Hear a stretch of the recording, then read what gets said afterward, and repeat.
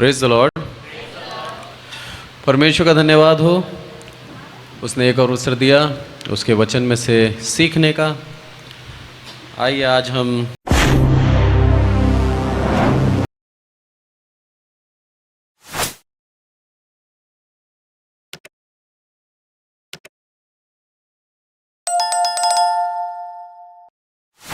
गिनती की किताब में से देखेंगे, उसकी 3री आयत पढ़ें। इज़राइल की ये बातें सुनकर यहोवा ने कनानियों को उनके वश में कर दिया, अतः उन्होंने उनके नगरों समेत उनको भी सत्यानाश किया। इससे उस स्थान का नाम होर्मा रखा गया। अब 22 का 6 पढ़ें। इसलिए आ और उन लोगों को मेरे निम्न शाप दे, क्योंकि वे मुझसे अधिक बलवंत हैं। तब संभव है कि हम उन पर जयवंत हों और हम सब इनको अपने देश से मार कर निकाल दें, क्योंकि यह मैं जानता हूँ कि जिसको तू आशीर्वाद देता है वह धन्य होता है, और जिसको तू शाप देता है वह शापित होता है। धन्यवाद। थोड़ा सा इसको हम समझें। इस समय वो था जब परमेश्वर मिस्र से इस्राएलियों को निकाल के लाया था। अब कनान देश इसके सामने है। सारे मिस्री कनान देश देने का परमेश्वर ने वादा कर रखा है। अब कैसे दे रहा है प्रभु? गोत्र गोत्र करके। एक पूरा पार्ट जीता इन्होंने, वहाँ पर एक गोत्र बसा दिया। फिर दूसरे पार्ट, ऐसे धीरे धीरे धीरे ये लोग कनान देश को अपने कब्जे में करते जा रहे थे, अपने हिस्से में करते जा रहे थे। और ये इसके अंदर 140 साल लग गए थे। कम समय नहीं था, 140 साल। धीरे धीरे धीरे धीरे करके ये लोग बढ़ते जा रहे थे। जब एक देश को, जब एक हिस्से को इन्होंने देखा, किसने? बालाक ने, कि पूरा सत्यानाश कर दिया, ख़त्म कर दिया। अब ये मेरे सामने आके बैठे हैं। घबरा गया, क्या करूं? इनसे जीत नहीं सकता, इनको हराना है, कैसे हराऊं? ये स्टोरी हम सब जानते हैं, पर इसको हम दोबारा आज सीखेंगे। बिलाम भविष्यवक्ता की कहानी है ये। बालाक ने बिलाम से क्या कहा? 6ठी आयत में क्या बोलता है वो? क्योंकि वह मुझसे अधिक बलवंत है, और तब संभव है कि उन पर मैं जयवंत हूँ। क्यों? क्योंकि तू मेरे नाम के निमित्त उनको श्राप दे। एक वचन शक्ति से बढ़कर दिखा रहा है यहाँ पर। राजा के पास तलवारें हैं, सैनिक है, राजा है वो, धन संपत्ति भी खूब है। ठीक है, उस चीज़ को आप समझें। सब कुछ होने के बावजूद भी एक परमेश्वर के दास के पास आके उससे विनती करता है कि तू मेरे लिए मेरे शत्रुओं को श्राप दे। क्योंकि जो परमेश्वर ने एक बार उनको श्राप दे दिया तो फिर मैं उसके ऊपर जय पालूंगा। सोचिए, हमें कितना सोच समझ के अपने जवान को खोलना चाहिए। हमसे भी कह सकते हैं कि इसके लिए बुरा कह दे, कह दिया तो हमें परमेश्वर चुना है ना, हम परमेश्वर की प्रजा हैं, और हमें परमेश्वर ने आशीष दी है। और हमारे लिए भी ये कहा है, जिस तरह से परमेश्वर ने इस्राएलियों के लिए कहा था कि जो इनको आशीष देगा वो आशीषित हो, और जो उनको श्राप देगा वो श्रापित हो। आज हमारे पास एक सौभाग्य है कि हम परमेश्वर की प्रजा हैं। जिस तरह से इस्राएलियों के पास वो सौभाग्य था। बालक देख रहा है और डर रहा है, क्या करूं? जीत नहीं सकता। उसे मालूम है, भले मेरे पास कितने ही सपोर्टर क्यों ना हो, भले मेरे पास कितने ही राजा की मैं सेना क्यों नहीं इकट्ठी कर लूं, पर ये परमेश्वर की प्रजा से जीत नहीं सकता। आज आपके शत्रु गिनती में कई अधिक है आपसे, पैसा भी ज़्यादा है उनके पास, पावर भी है, सब कुछ है, पर जीत नहीं सकता। क्योंकि परमेश्वर ने हमको आशीष दे रखी है। बहुत बड़ी बात है कि हम एक आशीषित हैं, जिस तरह से इस्राएली आशीषित थे। आगे पढ़ें इसको, 8वीं आयत 81 की। हाँ, ये 22 का 8, गिनती 22 का 8। उसने उनसे कहा, आज रात को यहाँ टिको, और जो बात यह मुझसे कहेगा उसी के अनुसार मैं तुमको उत्तर दूंगा। तब मोआब के हाकिम बिलाम के यहाँ ठहर गए। क्या हुआ? मोआब का राजा बालाक ने अपने हाकिमों को भेजा, बोला जाओ बिलाम को लेके आओ। अब बिलाम बोलता है एक आज रात रुक जा, परमेश्वर से पूछूंगा परमेश्वर क्या चाहता है। अगर परमेश्वर बोलेगा मेरे को कि श्राप दे दे, मैं चलूँगा श्राप देने, पर परमेश्वर की आज्ञा के बिना मैं कुछ नहीं करूँगा। और उनको आज रात को वहीं पर रोक लिया, और जब रोक लिया तब परमेश्वर ने उसको कहा, और क्या कहा आगे हम देखते हैं 22वीं आयत को, और 22 नहीं 12वीं आयत को। परमेश्वर ने बिलाम से कहा, परमेश्वर ने बिलाम से कहा, तू इनके संग मत जा, उन लोगों को शाप मत दे, क्योंकि वे आशीष के भागी हो चुके हैं। क्योंकि वे आशीष के भागी हो चुके हैं। मैं उनको आशीष दे चुका, मैं कह चुका कि अब तुम जहाँ रहोगे फूलोगे फलोगे और तुम बढ़ते जाओगे। मैं कैसे उनको श्राप दे दूँ? अब परमेश्वर हमको आशीष दे चुका। आज हम आशीष के भागी हैं। आज हमें कितना भी दुनिया चाहे गिरा दे, दबा दे, चाहे ख़त्म कर दे, नहीं कर सकती। यही कारण है परमेश्वर की वो आशीष जो हम लोगों पर है, आज पूरी दुनिया में सबसे ज़्यादा हम हैं। उसका वचन कल भी वही था, आज भी वही है, आगे भी वही रहेगा। हम आशीषित थे, आशीषित हैं, आशीषित रहेंगे यदि हमारा परमेश्वर, हम जिसको मानते हैं वो प्रभु यीशु मसीह है। तो शर्त है, उसने हमें चुन लिया, पर उसके बाद यदि हम उसको छोड़ के भागते हैं और फिर बोलते हैं प्रभु तूने मुझे आशीष दी थी, नहीं, वो श्राप भी देता है। सबसे ज़्यादा घृणा आती है उसको जब परमेश्वर को छोड़कर हम किसी और के सामने अपना मस्तिष्क झुकाते हैं, अपना सर झुकाते हैं। घृणा आती है उसको। उसकी आज्ञा का उल्लंघन माफ नहीं करता वो। हमारे अंदर तो सैकड़ों पाप हैं, लाखों पाप हैं। गिनने में आए तो डायरियां भर जाए, अगर लिखने में आए तो इतने पाप करते हैं प्रतिदिन। हमारे विचारों में पाप आते हैं, हमारी सोच में पाप आते हैं, हम थोड़ा सा भी अहम कर लेते हैं वो पाप है। उसके बावजूद भी हम अपने आप को कई बार धर्मी मान लेते हैं और दूसरों से तुलना करके दिल को तसल्ली दे देते हैं कि मैं इससे अच्छा हूँ। ये सिर्फ और सिर्फ मन को धोखा देना है। अब्राहम और आदम और हवा, एक पाप, एक बार फल का खा लेना, एक पाप, परमेश्वर ने उनको भी नहीं छोड़ा, तुरंत निकाल दिया बाहर। सोचिए, एक पाप की इतनी बड़ी सज़ा मिल सकती है तो हमारे पापों की क्या सज़ा है। पर उसकी दया देखिए, उसकी दया को आप महसूस करिए कि उसने अपना इकलौता पुत्र दे दिया ताकि हम में से एक भी नाश ना हो। क्यों? क्योंकि उसकी वाचा से वो बंधा हुआ है। उसने वाचा बांधी थी इस्राएलियों के साथ कि जो कोई मुझ पे विश्वास करेगा मेरी जाति कहलाएगा, मेरी जाति होगी वो। और उस जाति के जैसे ही हम जाति बन जाते हैं वो आशीष के भागीदार हो जाते हैं। और यदि हम पापी हैं तो हम आशीष के भागीदार कैसे हो सकते हैं? इसीलिए उसने हमारे पापों की मुक्ति के लिए, पापों के छुटकारे के लिए अपने पुत्र को भेज दिया कि प्रभु यीशु मसीह क्या करें, उस सारे पाप को ले ले और ये वापस क्या हो जाएं, शुद्ध हो जाएं, पवित्र हो जाएं, और जो आशीष मैंने इनके लिए ठहराई है वो उसके भागी हों। ऐसे ही नहीं बोलता वो कि तुम आशीष के भागीदार आज भी नहीं, युगान युग रहोगे, तुम्हारी संतानें उस आशीष को भागीदार होंगी, क्योंकि उसने उपाय कर दिया आज हमारा। आज हम में से हर एक प्रभु यीशु मसीह को उद्धार करता करके ग्रहण करता है, और जिन्होंने नहीं करा वो भी ग्रहण करेंगे एक दिन।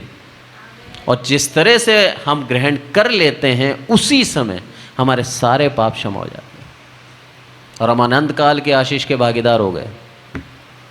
अब इस दुनिया में तो वह आशीष ले ही रहे हैं हम, पर हम अनंत जीवन में स्वर्ग के राज्य के भागीदार हो गए। बिलाम को पकड़ लिया उसने, बोला नहीं चल मेरे साथ। प्रभु क्या बोलता है, मत जाना। पर बिलाम के पीछे वापस पड़ गया वो, नहीं नहीं बुला रहा है, मैं तेरा बहुत सम्मान करूँगा, एक बार आ तू मेरे साथ। अब प्रभु से वापस पूछता है वो, और पूछता है कि मैं क्या करूं प्रभु। प्रभु बोलता है जा, अब तू जा। और जाता है वो, और 25वें आयत अब पढ़ें। यहोवा के दूत को देखकर गदही दीवार से ऐसी सट गई कि बिलाम का पाँव दीवार से दब गया। तब उसने उसको फिर मारा। गधी के ऊपर बैठ के जा रहा है, क्या सोच के जा रहा है, शायद प्रभु अपना विचार बदल ले, या फिर ये हो सकता है कि राजा को मैं ना कैसे करूं। हिब्रू नाम है बिलाम। बिलाम नाम का अर्थ अगर हम देखें हिब्रू के अंदर तो उसका मतलब होता है लोगों का नाश करने वाला। उसको नाम ही वो दिया था। अभी तक उसने नाश किया नहीं है। उसके जीवन में समय आएगा जब उसके द्वारा कई हजार लोग मरे। जब गया तो सामने नंगी तलवार लेकर स्वर्गदूत खड़ा हो गया। उसको नहीं दिख रहा, उसकी गधी को दिख गया। गधी रुक गई, डर गई, घबरा गई, दीवार से ऐसी सट गई कि उसका पैर दब गया। देखिए परमेश्वर की कितनी बड़ी एक योजना है कि उसको भेज रहा है और भेजने के बाद उसको चेतावनी भी दे रहा है। क्यों दे रहा है? अरे दुनिया जानती है कि तू जिसको आशीष देता है वो आशीषित होती है, जिसको तू श्राप देता है वो श्रापित है। मेरा आत्मा, मेरा जो बोल है वो तेरे को मैं देता हूँ, ये दुनिया जानती है। पर सचेत रहना, जो मैंने बोला वही बोलना, दूसरी चीज़ नहीं बोलना। ये चेतावनी थी उसके लिए। बिलाम डर गया। जब आगे देखता है तो यहाँ पर 27वें आयत पढ़ते हैं। इसमें लिखा है, वहाँ यहोवा के दूत को देखकर गदही बिलाम को लिए दिए बैठ गई। फिर तो बिलाम का कोप भड़क उठा और उसने गदही को लाठी से मारा। और 31वीं आयत में, तब यहोवा ने बिलाम की आंखें खोली और उसको यहोवा का दूत हाथ में नंगी तलवार लिए हुए मार्ग में खड़ा हुआ दिखाई पड़ा। तब वह झुक गया और मुंह के बल गिर के दंडवत की। डर गया वो। उसके समझ में नहीं आया गधी के साथ हुआ क्या। गधी अब तो बैठ गई।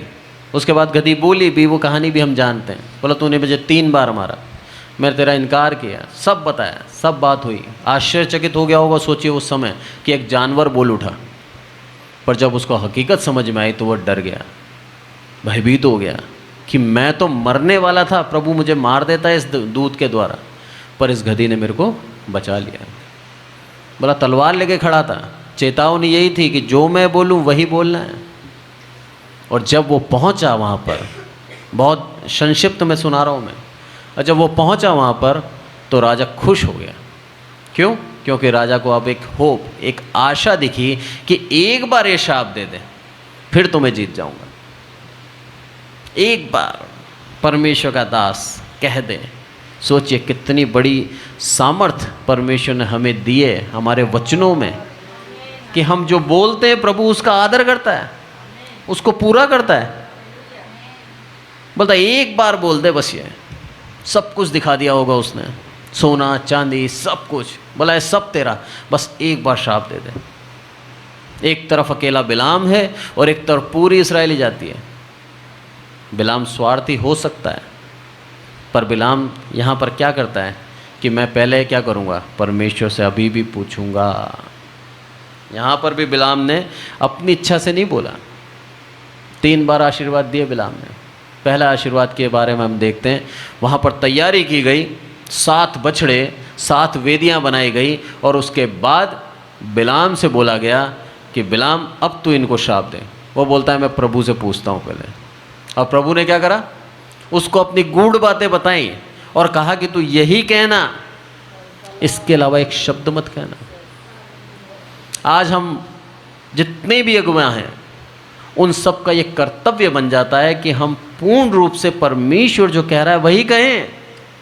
अपनी इच्छा से, अपने मन से अगर हम कहते हैं तो हम हो सकता है जो प्रजा सामने बैठी उसका सत्यानाश कर दें, उसके विश्वास को खंडित कर दें, खत्म कर दें, कर सकते हैं।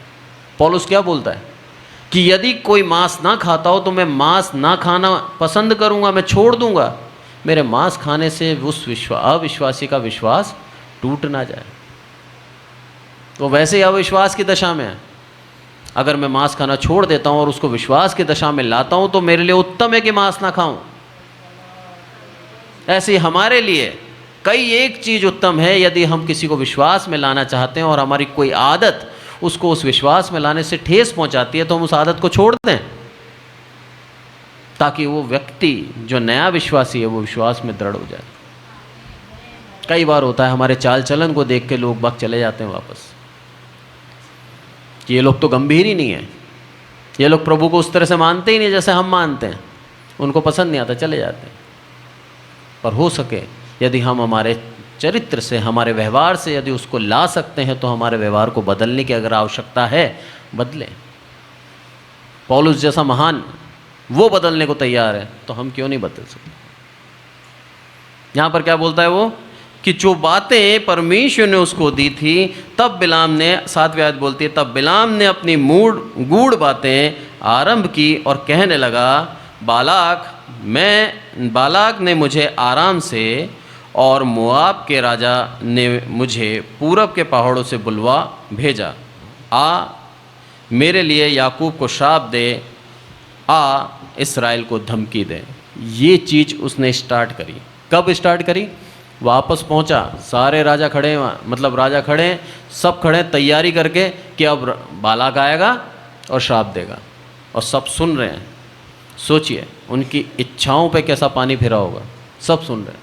बोला अब श्राप देगा, बोला ऐसा ऐसा इसने मेरे को बुलाया, परंतु जिन्हें परमेश्वर ने श्राप नहीं दिया उन्हें मैं क्यों श्राप दूं? जिन्हें परमेश्वर ने धमकी नहीं दी उन्हें मैं कैसे धमकी दूं? अरे परमेश्वर ने नहीं दिया इनको श्राप, मैं नहीं दे सकता। परमेश्वर ने नहीं दी इनको धमकी, मैं नहीं दे सकता। अरे आप में से, हम में से हर एक को परमेश्वर ने श्राप नहीं दिया। जो श्राप देते हैं वो श्रापित होंगे, क्योंकि परमेश्वर ने हमें आशीष का भागीदारी बनाया। जो हमें धमकी देते हैं उनको धमकी दी जाएगी, क्योंकि परमेश्वर ने हमें धमकी नहीं, हमें आनंद दिया है, हमें खुशी दी है, हमें नया एक रास्ता दिखाया है ताकि हम स्वर्ग राज्य जा सकें। हमें धमकी नहीं देता वो। बोला उनको मैं कैसे दे सकता हूं जिनको परमेश्वर ने चुन लिया है।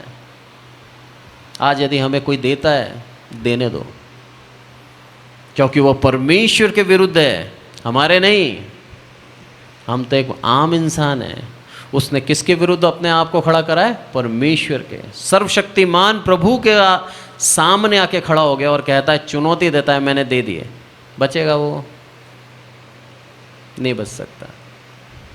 कुछ दिन उचक सकता है, कुछ दिन खड़ा रह सकता है, कुछ दिन चिल्ला सकता है, बचेगा नहीं। हम आशीषित हैं, ये ध्यान रखें। हमें परमेश्वर ने चुना है, उसका धन्यवाद दें। आगे क्या बोलता है वो? चट्टानों की चोटी पर से वे मुझे दिखाई पड़ते हैं और पहाड़ियों पर से मैं उनको देखता हूँ। वह ऐसी जाति है जो अकेली बसी रहेगी और अन्य जातियों से अलग गिनी जाएगी। हम वो जातियां हैं जो अकेले बसे रहेंगे। दुनिया इधर की उधर हो जाए, हमें इधर कोई नहीं हटा सकता। इस्राएली जाति के विषय में एक सत्य है ये कि जिस दिन इस्राएल देश बसा उस दिन से आज तक वो वहीं पर विद्यमान है, हटा नहीं, कोई उखाड़ नहीं पाया, उसका नाम भी नहीं बदला। उसको किसी ने, बार बार लड़ाइयाँ हुई, 2 बार वो भी तोड़ा, मंदिर भी तोड़ा, फिर दोबारा बनाया गया, पर वो इस्राएल वहाँ का वहाँ बसा है। बाकी दुनिया के इतने देश, इतने नगर जहाँ बसे थे वहाँ से उखड़ के कहीं और चले गए, बहुत से इधर उधर हो गए, बहुत से सत्यानाश हो गए। प्रभु ऐसे ही नहीं कहता कि जहाँ तुम्हें बसा दिया वहीं रहोगे, कुछ सोचा है मैंने तुम्हारे लिए, ऐसे ही नहीं। 19वीं आयत पढ़ें इसकी, 23 की, बहुत अच्छी आयत है। ईश्वर मनुष्य नहीं कि झूठ बोले, और ना वो आदमी है कि अपनी इच्छा बदले। क्या जो कुछ उसने कहा उसे ना करे? क्या वह वचन देकर उसे पूरा ना करे? बिलाम बोल रहा है बालाक को, आशीर्वाद दे दिया उसने और ये उसको पकड़ता है। बालाक क्या करा? बुलाया किस लिए था तेरे को? श्राप देना। दे क्या रहा है तू? आशीर्वाद दे रहा। बोला मैं क्या करूं, परमेश्वर ने मेरे को यही आज्ञा दी। बोला वो क्या बोलता है कि ईश्वर मनुष्य नहीं कि झूठ बोले,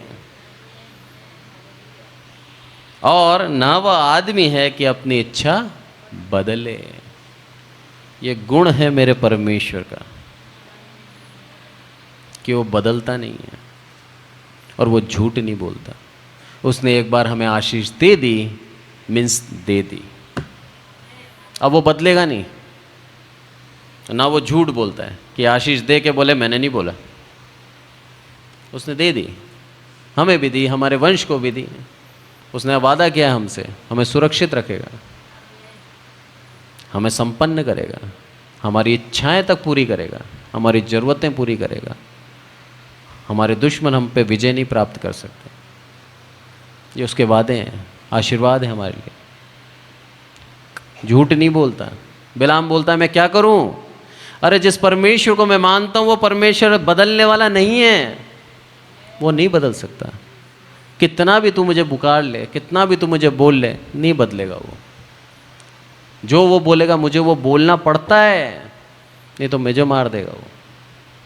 कितना ज़्यादा सोच समझ के एक अगुआ को चलना चाहिए, सोचिए। अपनी इच्छा से यदि हम बोलने लग गए, प्रभु नाश कर देगा। वचन के बाहर ना जाएं, वचन के अंदर ही रहें। वचन कहता है ना एक मात्रा बढ़ाना, ना एक बिंदु हटाना। जो लिख दिया मैंने वही सत्य है। इसलिए क्या बोलता है, क्या जो कुछ उसने कहा उसे ना करें? अरे वो करेगा उसे, और क्या यह वचन देकर उसे पूरा ना करें? परमेश्वर वचन देता है तो उसे पूरा ना करें, करेगा उसको भी। और इसके बाद उसने 3 बार और आशीर्वाद दिया। जगह जगह बदलता गया बालाक, ये सोच के कि शायद परमेश्वर इनका मान जाए, शायद परमेश्वर इनका मान जाए। नहीं माना। जगह जगह जगह बदलने के बावजूद भी बलाम ने हमेशा उनको आशीर्वाद दिया, पर एक सम्मति दे के वो फंस गया। 31वां निकालें आप, गिनती 31 और उसका 16।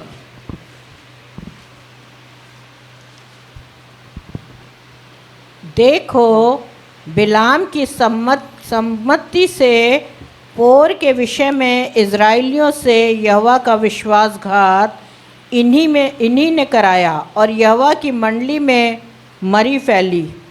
बिलाम की सम्मति से।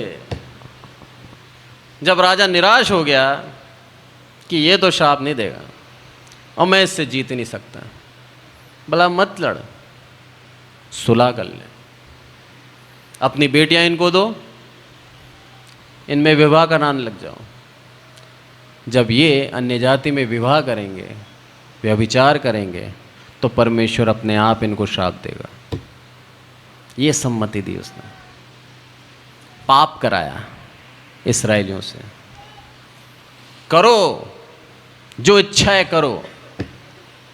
और वो पाप जब करा इस्राएलियों ने, तब परमेश्वर का प्रकोप इस्राएल के ऊपर पड़ा। कितने मारे मालूम है? 24,000 लोग मार दिए प्लेग से, मरी फैला दी। 24,000 लोग। परमेश्वर के सामने हमें किस तरह से रहना है हमें मालूम होना चाहिए। उसको हल्के में लेते हैं और निरंतर पाप करते रहते हैं तो हम कब खत्म हो जाएंगे पता नहीं है। आशीष का दाता है तो क्रोध करने वाला भी है। बैलेंस है। बहुतायत से देना चाहता है तो एक बार में ले भी लेता है। हमें चुनना है कि हमें जीना कैसे है। यदि आशीष चाहते हैं, उसकी इच्छा को माने, उसके वचन पे चलें और अपने जीवन को उसके लिए भाव तब बलिदान करके चढ़ा दें। अपनी इच्छा नहीं, उसकी इच्छा पूरी करें अपने जीवन से। आशीष ही आशीष होगी आपके जीवन में। पर यदि हम अपनी इच्छा पूरी करते हैं, व्यभिचार करते हैं, अन्याय करते हैं, जो मर्जी आए वो करते हैं, तो प्रभु ने क्या करा? अरे अपनी निज प्रजा जो सगी थी इस्राएल, उसको नहीं छोड़ा, हमें छोड़ेगा क्या? पौलुस बोलता है वो तो बढ़िया जैतून थे, हम हैं जंगली जैतून जिनको उसमें साँटा गया, जोड़ दिया गया हमें। भला हम तो वैसे ही पराए थे। उसने अपनी प्रजा को नहीं छोड़ा तो हमें छोड़ देगा। बहुत कठिन है। परमेश्वर यहाँ पर सिखाता है हमें। उस बिलाम को उसी बात की दंड मिला, और जो भविष्यवक्ता जिसके विषय में ये कहा जाता था कि जो बोलता है, जिसको आशीष देता है वो आशीषित होता है, जिसको श्राप देता है वो श्रापित होता है, उसी को परमेश्वर ने मरवा दिया। आगे जब लड़ाई में जाते हैं तो बोलते हैं सबसे पहले बिलाम को मारना। लास्ट में एक आयत निकालने, तिमुथियुस, पहला तिमुथियुस और उसका 4 का 1। यहाँ पर पौलुस ने साफ स्पष्टता से कहा है, परंतु आत्मा स्पष्टता से कहता है कि आने वाले समयों में कितने लोग भरमाने वाली आत्माओं, दुष्ट आत्माओं की शिक्षा पर मन लगाकर विश्वास से बहक जाएंगे। बिलाम पैसों से बहक गया, वो सोने की चमक ने उसको अंधा कर दिया और उसने उसको सम्मति दे दी। भला मैं तो नहीं कर सकता, पर ये अपने कामों के कारण ही दुख पाएंगे। आज हमारे ऊपर बाहर वाले विजय नहीं प्राप्त कर सकते हैं। ध्यान रखना, हम परमेश्वर की प्रजा हैं, हम आशीषित हैं। जो हमें आशीष देगा, आशीष हमारे पास आएगी। जो हमें श्राप देगा, उसको ऊपर श्राप जाएगा। हम आशीषित हैं, कोई हमें श्राप नहीं दे सकता, कोई हमें धमकी नहीं दे सकता। परमेश्वर का वचन कहता है, मैं नहीं कहता। पर हम खुद अपने बैरी बन जाएंगे जब हम पाप करते हैं। तो खुद अपने बैरी। हमारे जीवन में दुख, मुसीबत, परेशानियां आए तो खुद के कामों से है, परमेश्वर ने नहीं दी। कोई दूसरा विजय प्राप्त नहीं कर रहा हमारे ऊपर। इस्राएलियों के साथ भी यही था। जब कोई उनके ऊपर विजय प्राप्त नहीं कर पाया तो उनके जो गलत काम हैं, उन काम के कारण परमेश्वर ने उनको दंड दिया और मरी फैला दी। 24,000 आदमी मार दिए। हम क्या हैं?